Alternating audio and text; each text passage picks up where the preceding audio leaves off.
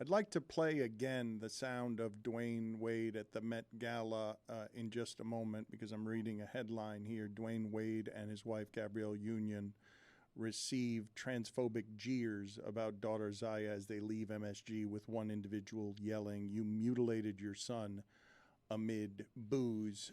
Here is Dwyane Wade again, and I'm going to play this again because the commentary has been unsurprising but disturbing. A lot of people who don't love Zaya the way the Wades do, who aren't impacted in any way whatsoever by either Zaya or the transphobic community, have a lot of very strong opinions on something that is of essentially zero impact to the entirety of their life. And Dwyane Wade is brave in protecting his daughter this way when he says the following. What's your message to Ron DeSantis? I don't know him, but I do know men lie, women lie, but numbers don't. I do know that when our children feel accepted, that 43% of our children that feels accepted from their parents, from the world, it lowers the death rate. Suicide is high in the trans community. It's high in youth. And so I'm going to step on the side of acceptance, and I'm not going to even go on the other side. I'm just focused on acceptance. And so let's make sure our kids have an opportunity to live this life that we all get to live. And it starts with our gun safety laws, obviously. We have a lot of work to do there in our schools, but also, too, in our community, which is the trans community. I'm getting a lot of this today, a lot of it. Wade is encouraging his own child's mental illness for an increased social credit score, and Muppets like Dan Le Batard cheer it on. And I want to ask the question sincerely of everyone here and the audience, because I will admit to my own ignorance. I spent about 49 or 50 years of my life without ever thinking about this and without any of it ever affecting me in any way. And the only way it affects me now is because of how appalled I am that instead of just welcoming others who are different than you, who don't impact you, not even with necessarily equality, but just with tolerance, when it affects you in no way at all, and then you crash Bud Light sales because you're standing for what exactly? And many people disguise it. Well, you're grooming children, you're teaching children the wrong things, turning the trans community into predators instead of what it is, which is prey. And it's just baffling to me, like legitimately baffling, that makes me want to ask everyone who's reacting so violently, because a lot of hatred gets wrapped in simple ignorance, but literally reacting violently. I want to ask them, how does this impact you in any meaningful way, that not only can you not sit it out, but you need to shoot beer cans with an AR-15 and in many cases commit violent acts against a community that you don't understand just because you don't understand it? What's so hard about just sitting it out instead of going immediately to rabid hatred? Is this your first moment realizing that this has been going on for a couple hundred years? I'm curious. David, this has been. The reason I was unaffected by it for 49 or 50 years of my life is at least in part because the trans community has had to hide and has been largely out of my sight and my radar and my purview because it has had to hide. This is not something that has been everywhere in a way that's understood around the world. We're all learning a little bit about it. Well, the hate is also getting louder over the last few years. This is the new, boogeyman argument that is coming through state legislatures, federal legislation that has been created by the far right and the right to stoke fear, I think, and to pretend that this is an impending threat on everyone and our children. So I'm sure this isn't the first time you've thought about it, but it's hard to ignore now when this is, creating headlines because of a company doing a social media ad with a trans woman. Come on. It's everywhere now. Why bully the very smallest community? Why? Isn't that what bullying is, definitionally? But why bully the most vulnerable? But That's who gets bullied. I understand, but So- why? I'm asking the why. Why bully? Why are you bullying short people? Why are there prejudiced people against people of color? Why, this is what's next. This has always existed, except we didn't know enough when we're cheering on Tom Hanks in Bosom Buddies. That's what we're doing whenever this is, because it didn't even occur to us that that's a problem. But that's a man dressing as a woman in a sitcom. That is akin to drag performance. This is something else, and it is the smallest of the minorities. I don't know how many of you in your daily life have run into interact with members of the trans community, but I did not for many decades of my life. Just didn't run into anybody at any point where I was even having this conversation. My girlfriend's student took her life last year. So I think that what Dwyane Wade, what resonated with me and what is bothering me about this entire conversation is that we spend our lives as people getting involved in other people's business and thinking that we have a say or thinking that it matters what we think or what we say about people. When I look at what the suicide rates are and what Dwyane Wade was saying, which I really wanted to focus on for me, was what the result of this is. People got bullied. When I was bullied as a kid, it didn't occur to me to take my life. It occurred to me to try to make as much money as possible to show them all to go screw themselves. That's where my head was. What's going on in the trans community is that the bullying and the lack of acceptance and the lack of understanding, how do I be me when no one is letting me be me? People are taking their lives. That's it. There's nothing worse than that. It's not bullying anymore. No, and they're having their lives taken. It's not just that they're taking their lives. So one is more in the abstract. Taking your life is when you're dead. That's not abstract. So we can talk about what's abstract about, hey, they're not having their rights, or I understand, and I don't step in anyone's shoes. I can't. I'm privileged. I understand. There's a big difference between prejudice, racism, sexism, misogyny, and resulting in feeling as though that you are marginalized versus taking your life. It's totally a different part but of the conversation. I'm saying that the trans community is affected by both. The loneliness is so profound that often the solution is too often the solution is to take your life, but also violently their lives are being taken by others at a disproportionate rate. So you're They're talking being murder? killed. Okay. No, well, gender affirming care can be life-saving for a young trans person who needs it or wants it. Like, I don't really understand the distinction being made, and I Between don't murder know. and suicide?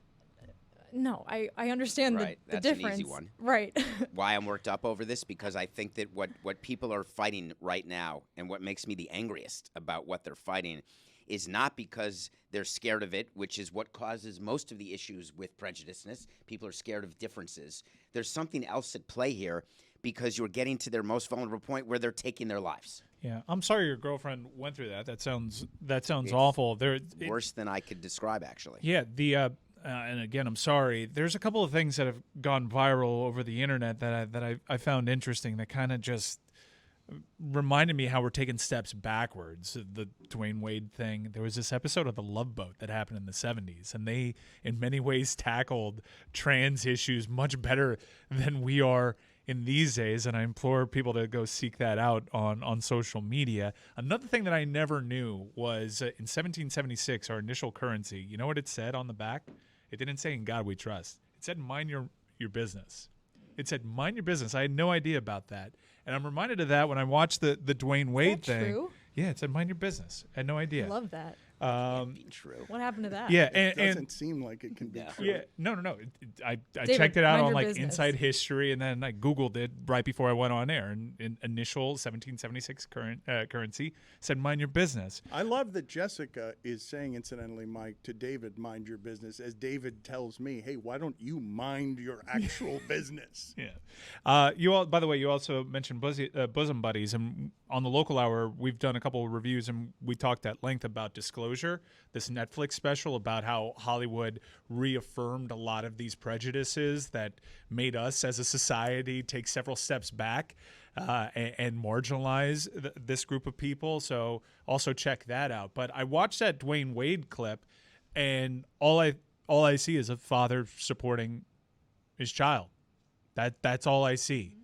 And a support that I think anyone who has a parents would be down with, that kind of support. And I understand you having your opinions and well, not for my child and all that. But that's not true, Mike. It's not true. Many parents, many of the things that the trans community suffers from is not a lack of support from parents. Right. And I think it's a beautiful thing that he's supporting his daughter in that way. And I know where the right, I don't want to, because it's not super popular with the right either. There's plenty of people on the right side that don't line up with the current and people company on the line. And people on the left that are aren't not supportive. Yeah, that should be clear. I understand that, but when I see something like that, I'm reminded of the original currency, which is mind your business, and they'll quickly snap back. It's not my business. You're forcing this down my throat. I don't see how a loving father is shoving his support down your throat when he's asked about it, and I see that, and I find it heartening. What and I find it social issue beautiful. isn't that though? Isn't same-sex marriage mind your business? What affirmative action? What is not mind your business that we've come up with to try to help what ails society? He's saying another version of what it is that I am, which is, how does this affect you? Like just tolerate. In real terms, the way the reaction is outsized compared to whatever the impact actually is on anyone's life who isn't minding their business. I mean, the judgment is a currency. People enjoy judging others for whatever, but nobody's going to care about Zaya. No one's going to be more impacted by this than his parents. They are invested in the understanding of their child in a way that a person shooting beer cans can't be and won't be. Can I just tell a quick story about why I married someone who was Jewish? Because I was told by my parents that you have to marry someone within your religion because otherwise you are risking the religion going away. So that is a responsibility of you, that you will marry a Jew. I was with an owner of the Nationals, a dear friend who just passed away, who made it very clear in his estate plan that his grandchildren had to marry Jews because you had to protect and continue to grow the Jewish state post-Holocaust. So when you say that parents being supportive, I could argue very well that my parents were not supportive of me having a choice at all in what I did, and it didn't occur to me to have a different choice. So we all want our parents to be supportive, but to think that it's only in the trans community where parents are not supportive, I assume that's not what anyone was saying. No, I don't think anyone's saying that. No one's saying that, but I find it so heartening because in a time where that community is getting so little support, you have a public advocate who, in his own mind, he's just being a good dad. And he's been pretty transparent about his own struggles in trying to wrap his brain around all this, and it's confusing. And I think anyone, when faced with that has never been faced with that before, can identify that, yeah, there are some struggles in getting acclimated, that the person you raised, knew, and loved is telling you there's something different or their body is something different than they've been the entire time. And I think it's hugely important that Dwyane Wade is such a strong advocate right now in moments at the Met Gala and also private interviews, and hopefully he gets to do more on legacy media channels and conventional sports coverage, because right now is a time where they need advocacy. They need strong support because the poison from the opposing view is so strong, stronger than it's ever been in our lives. The negativity is always louder than the positivity, no matter what your issue is. Dwyane Wade talking to Variety at the Met Gala is not going to get the job done. It doesn't hurt, but that's just a start. Billy, why are you laughing back there before we get to Taylor Lorenz and explain to the audience how scared they need to be about all artificial intelligence and the general evolution of technology? Why are you laughing back there? Well, because today is the best day on First Take. Chris Mad Dog Russo is on First Take, and he always has something to say. I was actually disappointed because we saw Snoop Dogg was on earlier this week, and I was just begging that it would be a Mad Dog Day. So the question was, would a fifth ring mean more to LeBron or Steph? To which Christopher Mad Dog Russo said, 50 rings wouldn't put Steph on the Mount Rushmore of basketball. 50. 50. Okay, very good. He's entrenched in his position. What about 51? Not 50. 50 will not do it. Taylor, thank you for being on with us. I should tell the audience she's a technology columnist at the Washington Post, probably the foremost journalist covering the culture of social media. She's the author of the forthcoming book, Extremely Online, The Untold Story of Fame, Influence, and Power on the Internet. Thank you. Appreciate your expertise. Can you tell me your perspective on everything that has happened with Elon Musk and Twitter? Let's just start there, and whether or not you would pay $44 billion for anything in the history that could be bought. I know. It's crazy. I mean, it's already lost a significant part of its value. So I think he kind of screwed himself. I think it's been hilarious to watch because he's just like speed running every single mistake that every other social media app has made over the past decade, like in a matter of months. It's been chaotic, and it's definitely not worth the $44 billion, and he's definitely going to take a loss. And I think it's like a ticking time bomb of like how low can he drive the value of this company. How does this end? How do you imagine it ending? I think it ends with a sell-off and some bank taking control of the assets. I mean, I have no idea. He's done like literally nothing to generate value. He's alienated all the brands. He's pissed off all the celebrities by taking away their check marks. He's, antagonized all the journalists by banning half of them. And I don't even think his fanboys are that happy because they're paying like $8, $12 a month, and they think that they're getting all this amplification and check marks and stuff, and no one cares. People are mocking them. So I'm like, who's winning, Can you tell me what Blue Sky is? Sure. Blue Sky is basically a Twitter clone. It looks and functions exactly like Twitter. It was founded by Jack Dorsey, who was Twitter's original founder. It's called Blue Sky because, the logo for Twitter is a little bird. And so if you set that bird free in a blue sky, that's supposed to be what this other app is. It looks and functions exactly like Twitter, but it's open source. Like it's on the blockchain, to use a crypto term. So it's like the back end of it functions differently. But for, the front end as like a user experience is basically exactly the same, but no DMs yet. So. And what's it going to end up being? Is it going to be something that can replace Twitter? Dorsey recently said that it all went south for Twitter once Elon took over. Yeah, which is really hilarious because he also said he had complete faith in Elon's ability to run Twitter. And I think he's definitely eating his words now. But I don't know. I mean, I think it might. It's already attracted tons of influential people. You've got Chrissy Teigen, famous Twitter celebrity on Blue Sky, AOC, Ilhan Omar, tons of journalists, and a lot of they've attracted a big shitposter contingent. So they have a lot of anonymous meme pages and people that just kind of spam the popular feed with nudes. And so I don't know, people like it. The energy there is so much better than on Twitter where everyone's fighting and it's dark, so it's fun, but it's invite only right now. So it's really hard to get in. Are you sure that is not an effort to have a counter to what Twitter has become, where people think it's a place where if you are on the right, you can live and thrive? And so they're trying to start a company where people on the left are going to go, and it's just going to keep the division as strong as it's been. Is there a chance that Blue Sky can be where everyone can live happily? Yeah, I think so. I mean, I think what happened on Twitter, it's just a confluence of so many messy beefs, politics aside. I think the whole algorithm and the way that the site is set up to function, it makes you want to fight. And I think there's a lot of people that are a little bit sick of that and they want to start fresh. I mean, I saw people on Blue Sky saying we squashed the beef, we're leaving all of our blocks, from Twitter, we're starting over, basically. We're giving people a second chance. Let's see how this goes. So I think, why not? I think it'll end up replicating a lot of the problems that Twitter had? Yes. I think eventually the conservatives are going to come on there and, they're going to start fighting. We saw Matt Yglesias, who's kind of more of a centrist pundit, just get dragged. But, for now it's fun.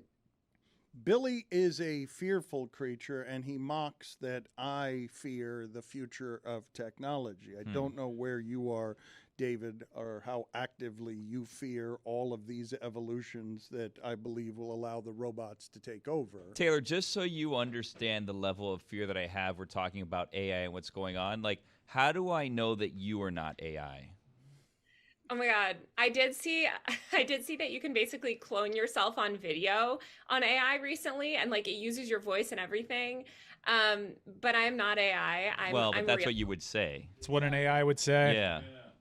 True. Well, look, I mean, I don't think I'm Can you smart do enough. me a favor? Unconvincing. Prove you're not Unconvincing. AI Yeah, by it's not clicking this working. image of a bus and just click all the squares where all the No, buses but I are. feel like her story has fallen apart already because Yeah. we just asked her to and she couldn't do it. We asked her, show me click on the 3 things that are a crosswalk, and she short-circuited. I'm spinning out. Touch the I yellow think books behind you. There's always something a little uncanny though right now. Like we're not 100% there yet. Like you're able to tell. And let me tell you something about, everyone freaking out about the deep fakes and everything. This was a huge concern with Photoshop. You guys remember the freak out that people had with Photoshop? Like, oh my God, how are we going to know if an image is Photoshopped? And yeah, some people can't tell for sure. But like there's a general public understanding of what it means when something's Photoshopped. And I think there's going to be a general public understanding of something that's AI generated. Billy, do you want to press her? Because she did not, she pretends she didn't hear your question, but she might be AI and she might not be able to actually pass the test. I'm you not have. convinced. I think you're a bot. And Simple. Please he- touch the yellow book. he asked you Yeah. to touch the yellow books behind you. Yes. She's had time to take AI it knows off. how to touch a book. Touch the blue one. She touched That's the a blue blue one. one. She Oh, touched the you blue touched book. the blue one. Bot! She touched the blue one. Wow. Let's see if I'm we. a little colorblind, so AI wouldn't be colorblind. What is, Yeah. David, your greatest fear when it regards artificial intelligence? Yeah, I actually have no fear because I love the efficiency of it. I think it's going to be way better, way easier. Where Okay. it shouldn't matter to us whether she's real. It should matter to us what she's saying, or what it. Is AI it, or do you take on the pronoun of who it's the AI of? I think we should ask Taylor for her top 5 most frightening uses of AI because this is her wheelhouse right now. Yes, let's go in reverse order because some new guests to the show have had some trouble with this. From 5 to 1, least fearful from among them, but then I want to arrive at why David should be afraid, even though he's not, because he's clamoring for efficiency. But before we do that, what would you say to David, who's shrugging his shoulders and saying nothing to fear here? I don't think there's nothing to fear, but I think we're in like a fear hype cycle right now, and it's going to die down when people realize that a lot of this tech is just not there yet. But I don't know. You could hear these terrifying use cases, and there is some fear justified. All I don't right, think it's totally let's embrace the. Let's do the Terminator. top 5 most frightening uses of AI. Number 5. Okay, number 5 is scammers using AI to create pretend hostage videos of your loved ones and drain your bank account. Oh, What? That's number That's 5? That's number 5? That's the walk-off one. Why are you laughing? Holy Because I'm shit. There's jarred. 4 words. I'm jarred by that. I can't. Wait a minute. Can we stop the segment? Yeah, wait a minute. Did someone sweating. has done that, can do that? How many people are doing that? How much money has been scammed doing That's the that? question: is the money? Stugotz is gonna do it. I just Yes, somebody. I mean, scammers are doing it. There was a story about a week ago about a scam caller that had simulated a family member's voice of the person they were calling, saying that they were kidnapped and they needed to send money right away. That is stunning. That we've come such a long way from those Nigerian email that told you that a friend was lost and needed money. Number 4. Number 4 is an AI doctor to diagnose all your ailments. That's a good This one. may I like sound- that one. Well, okay, but let me tell you a little bit more because this doctor, it's called Dr. Gupta, and it's founded by Martin Shkreli, the pharma guy. Oh who no, tried to- the pharma. Say no more. Number 3. Number 3, we've got automating your dating life with a bot, an AI bot that responds to all your Tinder messages for you. Seems efficient. As a better personality than you are. Yeah, it can flirt for you, it can make jokes for you, and it can get that person on the date. But it's up to you once you get there to maintain the level of, Intimacy, humor. intimacy, and humanity. Do you get like a report of what these flirtations were? Like, what happens if you're trying to continue a conversation you weren't a part of? Well, you can read it. You're reading it when you are like approving these. You can approve the messages. So These aren't worse than number 5. They're not. That's a not good yet, point. Not yet. Number Yeah. 2. All right, number 2 is an AI lawyer that will argue for you if you get arrested. So the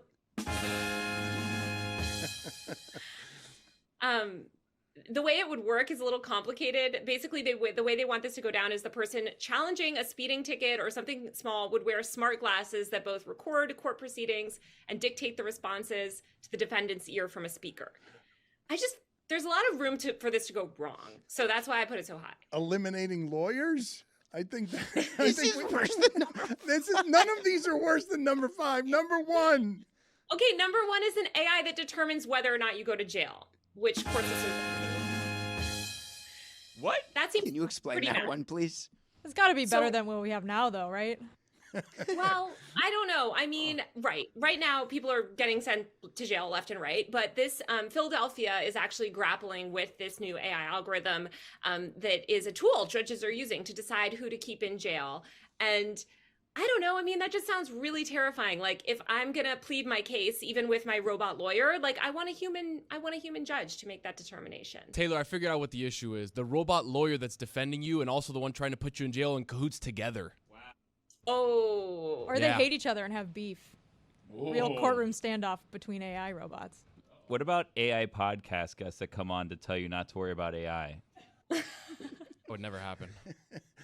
I think when she I'm says baffled. it's terrifying to have AI as a judge, I think Jessica is right. When I'm guessing that black people look at our present system and say AI might be better than the one we've already got.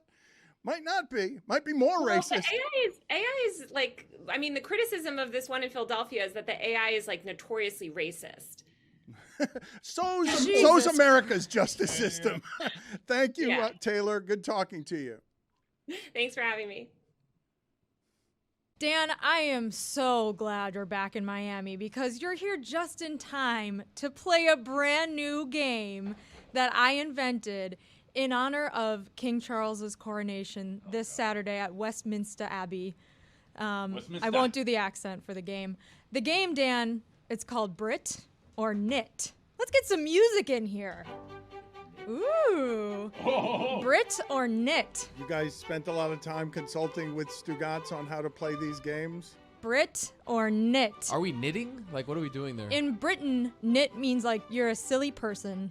Like a nitwit. But it also means like, I'll explain the game. Okay. So I'm going to read some things to you that have been tweeted out by the Royal Crown Twitter account in preparation for the coronation this weekend. Or not, right? Or not. And you have to decide if what I'm reading is Brit or knit. Okay, so Mike you guys gets it. spent a lot of time. Mike gets it. It is complicated too. We've worked so hard on this game. We really have, yeah. spent a lot lot of time on it. have you? This You're only music playing, costs us $20,000. David, you're Rest playing you. too. You're Oh, I both. can? Everyone's playing the game. Okay. Everyone's playing. Okay. Yeah. So we're Because of going- this music, we can't have breakfast for 3 full shows to pay for the $20,000 song. Bernie Taupin wrote this. Okay. Speaking of Bernie's. And speaking That's of Mike's Toppins, NFT. Someone was No angry more about Obi Bernie Toppin. Williams, that no one said Bernie Williams. I don't know who that Steve is. Martin also. He was literally said twice that. You don't know who Bernie Williams is? Let's move on to Brit Oh, or Knit. no. Dan, are you ready for the first one? I don't know if I'm ready. The game sounds very complicated. You're going to tell me if this is an actual tweet sent by the Royal Crown Twitter account in preparation for the coronation of King Charles, or maybe it's one that I made up. Knit. Seems Knit. easy. Think crow or no. Exactly. Thank you, Billy. Think true or false. Not familiar Not with that true or one at all. Appreciate all How of does you- that one work? Don't want to know. All of you explaining the game to me. I think I've got it. Are you ready to play Brit or Knit? Yes. Air Chief Marshal the Lord Peach has been appointed to carry the Sword of Mercy. Brit or Knit? Wow, that is a good one. Wow. I happen to know this one What? for a weird reason. We don't have time. David, We're on the answer clock. What us. do you mean we don't have time? Brit or I Knit? We're would on the guess- clock. I'm going to guess Brit. I'm going to guess that's real. Yeah. It is Brit. Brit. Yeah, good job. Why do you know this? It was a middle of the night thing. He went viral for Oh, you having went to a boarding silly school with name. him. He went viral for having a silly name, which is how Brit or Knit was founded. Number 2. Lord Shepherdshire of Stephen's Court will present the king with the Wheel of Spheres. Brit or Knit? Wheel of Spheres? That's redundant. It's a Wheel of Wheels? No, that's not. Knit. Correct. That is knit. There is no Wheel of Spheres. Number 3. The Lord Carrington, Lord Great Chamberlain, will present the spurs to the king. Brit or knit? San Antonio, huh? I can picture Charles with spurs, can't you? No, spurs are a cowboy No, thing. but you use them for all their horses they're on. Oh, okay, I'll say Brit. I say knit. That is correct. It is Brit. Ass kicker For at someone this that game. didn't know how to play it, you're Yes. doing Pretty good. pretty well. it's We're just really getting hard. warmed up here. Oh, we are. We're just unfortunately. getting. There's more to come. This is a great game.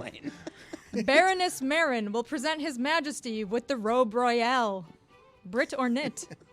I'm going to say Brit. I'm going to say there is a robe royale being I presented. think she said it wrong. Maybe it's a bro royale.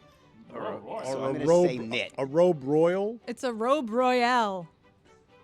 That is Brit. Royale with cheese. You're undefeated. Yes, I'm great at That's this what I was game. thinking. I Royale am. with cheese. Number 5.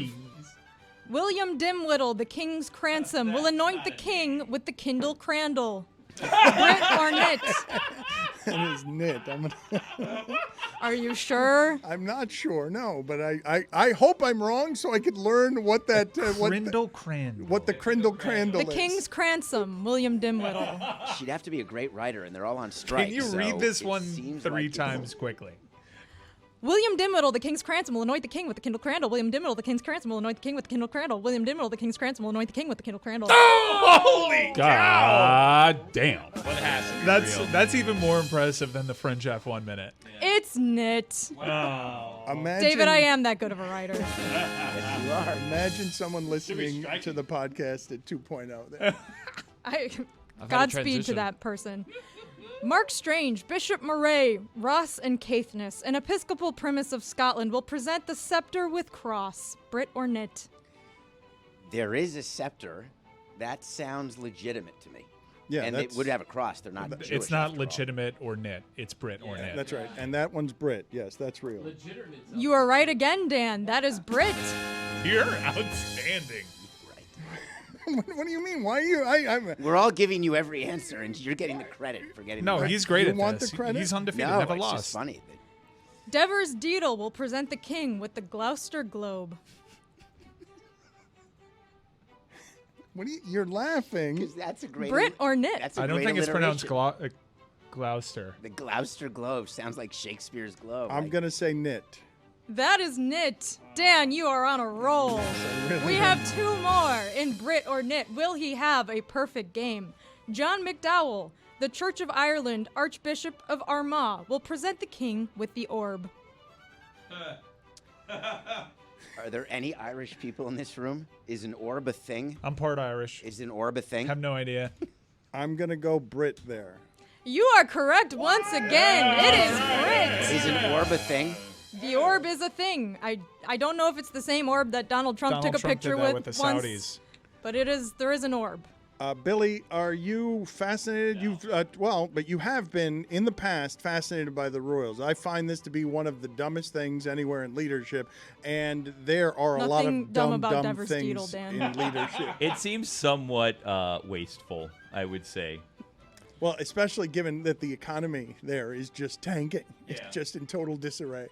Dan, we have one more entry in Brit or knit, and this is for all the king's ponies. Wow. All the king's ponies. This is exciting. You got a perfect game going, Dan. Craig Crimble will present the king with His Majesty's twicking twack. The closer? You better not lose it on this. Do you get like a day off to fly to London? Can you repeat the question one more time? Craig Crimble will present the king with His Majesty's twicking twack. What is the provenance and etymology of twicking twack? You would have to check with the king on that one, or the king's royal historian. Are you AI? I'm going to go. I think, by the way, we just left that segment behind, but I think she, too, got the order wrong. I think her number 5 was actually meant to be her number 1. Better. How was that number 5? You know what? I think she did the order wrong. I think people are having trouble when they come in here doing the order correctly. So what are we thinking here, Brit? This is. You tried to be so clear with her, by the way. I did. This is knit. There is no twickle twackle thing. There is no twicking twack. He is correct, Dan Le Batard, with a perfect game on Brit or Knit. Bravo! Where did you come up with Craig Krimble? Bravo! And with that, you will now be The able to closer? present the Queen at the coronation with the Queen's consort's rod. Brava. No, Queen Camilla. Oh, yeah. There's a new Number queen. 1 on Dan's list is present Camilla with the Queen's rod. Is anyone here interested in this? Because there was a time in America where all of this didn't have quite such a stain on it in terms of excess and silliness. Like Princess Di was somebody who was celebrated for the things that she was. That wasn't but 20 or 25 years ago. And now I think we all realize that this entire family is a joke wrapped in a bunch of ostentatious nonsense. What's amazing is they went from a where were you then? Princess Di's death was a where were you? Everyone remembers that Kennedy's assassination or Princess Di's death. People who were alive know where they were. And now it's not as big a deal anymore. There are some people who do love the royals, but I think it's not as big a deal. Princess Di was also on the outs with the royal establishment when she died, though. So she was seen as kind of the outsider who actually related to the public, which is partially why there was so much turmoil within the family. So her death isn't, I guess you can't make that much of a correlation between caring about her death and caring about a coronation this weekend, because Meghan Markle is more of the one-to-one comparison there between someone who came in, tried to change the royal family, and then left it. I think people don't like Meghan Markle. I think her likability quotient is way lower than Princess Di's ever was, right? Yeah, which I think probably needs some unpacking, because a lot of it has been like fomented in the press and extremely racist. So yes, but I also am like, I wouldn't go so far as to say that myself. The perception, however, of regal grace for the entirety of that family did not die with the Queen. It died with Princess Di, because I don't believe people now look at that family either here or there and think of it as an institution of great leadership. Even in Britain, it's viewed as largely symbolic and not very powerful. Oh, but a lot of people care a lot. Yeah. I rest in peace to my menchies when I post this on TikTok. A lot of people care there and in Canada, oddly. I'm not saying that they don't care. I'm saying that they don't believe in the idea of that being something that should be leading and should be followed. But what is there not to care about the Stone of Destiny being back in Westminster Abbey? That's huge. Is it huge, Mike? Yeah, it sounds big. I think Thanos had that one. Yeah. Schmickle schmackle. It's also known as the Stone of Scone.